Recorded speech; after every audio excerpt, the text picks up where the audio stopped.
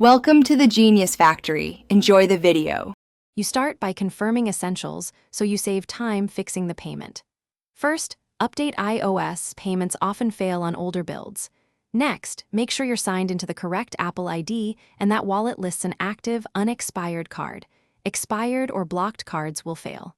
Once done, verify NFC and region settings because some merchants or countries don't support Apple Pay.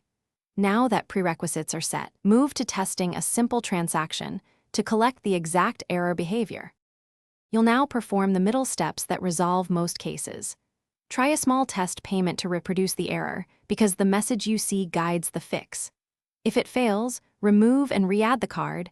Banks often require re-verification via SMS or app code. This refreshes tokens. If that still fails, restart the device and, if needed, reset network settings to clear cached NFC or network conflicts. These steps refresh keys and connections, so Apple Pay can renegotiate securely with the bank.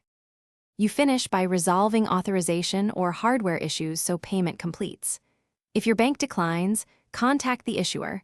Sometimes limits, holds, or required forms block tokenization and authorization. Make sure the merchant terminal supports contactless Apple Pay.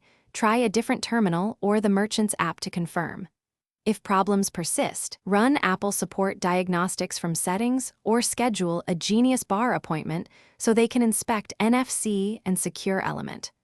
One key tip: keep your bank's reference number handy when you call for faster resolution.